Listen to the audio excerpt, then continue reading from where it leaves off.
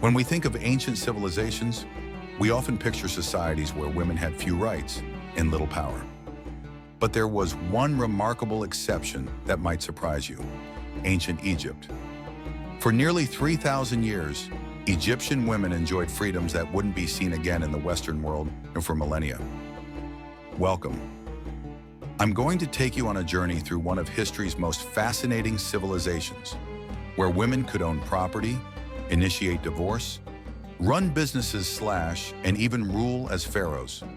This isn't just a story about queens and goddesses. This is about everyday women who lived lives of remarkable independence in the ancient world. Before we dive in, let's establish our time frame. Ancient Egyptian civilization lasted approximately 3,000 years, from around 3100 BCE to 30 BCE. That's longer than the entire span of time from the fall of Rome to today. Think about that. Throughout this vast period, women's rights remained remarkably consistent, though we'll explore some variations as we go. Let's start with something that sets ancient Egypt apart: property rights. In ancient Egypt, women could own property in their own names. This wasn't just a theoretical right. We have actual contracts, wills, and legal documents showing women buying, selling, and inheriting land, houses, and goods. A woman's property remained hers after marriage. There was no concept of a husband automatically controlling his wife's assets. If she owned a house before marriage, it stayed hers. If she inherited land, her husband couldn't sell it without her consent. Think about that for a moment. In ancient Greece, women couldn't own property. In Rome, women were under the legal guardianship of men their entire lives. Even in Europe and America, women couldn't own property independently until the 1800s. But in Egypt, this was normal. For 3,000 years, Egyptian women could represent themselves in court. They didn't need a male guardian or representative. We have records of women suing others, testifying in legal cases, and serving as witnesses. They could enter into contracts make business deals and their signatures carried legal weight. Now let's talk about marriage and divorce. Marriage in ancient Egypt was surprisingly modern in some ways. There was no religious ceremony required. Marriage was essentially a civil contract between two people. Thus, women could initiate divorce. And when they did, they kept their property and were entitled to maintenance payments. Divorce settlements were detailed in marriage contracts. If a man initiated divorce without cause, he might forfeit a significant portion of the marital property. Women who were divorced could remarry without stigma. This gave Egyptian women a level of autonomy that women in Greece, Rome, or medieval Europe could only dream of. The role most Egyptian women occupied was that of wife and mother managing the household. But managing the household meant much more than we might think. Women oversaw servants managed food production supervised textile making and essentially ran what was often a small economic enterprise. Children were highly valued in Egyptian society, and mothers held respected positions. Women breastfed their children for about 3 years, and tomb paintings show affectionate family scenes. Mothers holding children, playing with them, teaching them. While many women focused on household management, others worked outside the home. Women worked as bakers, brewers, weavers, perfume makers, and musicians. These weren't just hobbies. They were legitimate professions that generated income. Some professions were particularly associated with women. Textile production was a major industry and women dominated it. They spun flax into thread, wove it into linen, and created the fine fabrics that Egypt was famous for. Skilled weavers could earn substantial incomes. We're talking about professional craftswomen, not just women making cloth for their families. One fascinating profession was that of the professional mourner. At funerals, hired women would wail, tear their clothes, and throw dust on their heads in elaborate displays of grief. This was a paid position, and these women were considered specialists in their craft. They knew exactly how to perform the rituals of mourning, how to create the right atmosphere. Women also served as priestesses, particularly in the cults of goddesses like Hathor and Isis. These were prestigious positions that came with income from temple lands. Some priestesses held significant religious authority and performed important rituals. They weren't just assistants to male priests. They had their own religious roles, their own authority, their own sacred duties. While most Egyptian women weren't royalty, the stories of royal women tell us about the heights of power women could reach. Egyptian queens weren't just decorative figures. They held real political influence.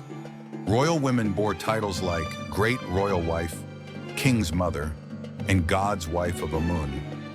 These titles came with estates income and political influence. Queens often served as regents for young sons and participated in diplomatic correspondence with foreign powers. But the most remarkable story, Hatshepsut. Hatshepsut ruled Egypt as pharaoh for about 22 years during the 15th century BCE. Now, Hatshepsut wasn't a regent. She wasn't a queen consort ruling in her husband's name. She crowned herself pharaoh, wore the traditional false beard, and ruled in her own right. Let me say that again. She didn't rule as a woman, she ruled as pharaoh, the king of Egypt. Hatshepsut's reign was remarkably successful. She launched building projects throughout Egypt, including her stunning mortuary temple at Deir el-Bahari. And if you've never seen it, look it up. It's breathtaking. A massive terrace temple built into the cliffs. She sent trading expeditions to the land of Punt, bringing back precious goods, myrrh trees, ebony, ivory, gold, incense. Well, her reign was peaceful and prosperous. No major wars, just building, trading, and stability. Now here's something interesting. Hatshepsut's images show her wearing male regalia, including the false beard of kingship, where this wasn't about hiding her gender. Everyone knew she was a woman. Rather, it was about adopting the traditional symbols of pharaonic power. In inscriptions, she sometimes used feminine grammatical forms, sometimes masculine. She was adapting the role to herself, not pretending to be a man. Hatshepsut wasn't the only powerful woman in Egyptian history. Nefertiti wife of Akhenaten may have ruled as co-regent and possibly even as sole pharaoh after her husband's death. The evidence is still debated, but her power was undeniable. And of course, Cleopatra VII, the last pharaoh of Egypt. She was a skilled politician and diplomat who spoke multiple languages and nearly changed the course of Roman history. These weren't exceptions. These were women operating within a system that allowed them to hold power. Egyptian religion was full of powerful goddesses, and this reflected and reinforced women's status in society. The divine world mirrored the human world. Gods and goddesses shared power, just as men and women shared certain rights and responsibilities. Isis was one of Egypt's most important deities, goddess of magic, motherhood, and healing. She was considered more powerful than even Ra, the sun god. Why? Because she tricked him into revealing his secret name, gaining power over him. Her worship spread throughout the Mediterranean world and continued well into the Roman period, long after Egypt itself had fallen. Hathor was goddess of love, beauty, music, and joy, but also a fierce protector. She could transform into Sekhmet, the warrior goddess, when Egypt needed defending. Ma'at represented truth, justice, and cosmic order, the very foundation of Egyptian civilization. She wasn't just worshipped. She was the principle by which pharaohs ruled, by which society functioned. Sekhmet was a warrior goddess protector of pharaohs, depicted with the head of a lioness, fierce, powerful, deadly when necessary. Tidishuk, Bastet, often shown as a cat, was associated with home, fertility, and protection. These goddesses weren't minor figures. They were central to Egyptian religion. Essential. Women's connection to the divine gave them religious authority. The position of God's wife of Amun became incredibly powerful during certain periods, particularly the New Kingdom and late period. This high priestess controlled vast estates and wielded enormous influence, sometimes rivaling the pharaoh's power. She performed sacred rituals, managed temple resources, and held political sway. This wasn't a ceremonial position. This was real power. So why was ancient Egypt different? Several factors contributed. Egypt's isolated geography provided stability.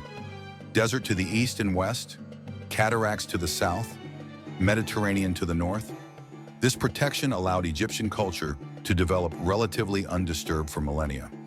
The concept of Ma'at/cosmic order and balance/ may have extended to gender relations. The Egyptians believed in harmony, in everything having its proper place. Perhaps this included a more balanced view of gender. The importance of goddesses in religion elevated women's status. If the divine feminine was powerful, women in society could be powerful too. And inheritance through both male and female lines meant women's property rights were essential to social stability. When Egypt fell under Greek and then Roman rule, many of these freedoms eroded. Greek and Roman law severely restricted women's rights. The independence Egyptian women had enjoyed for millennia gradually disappeared under foreign legal systems.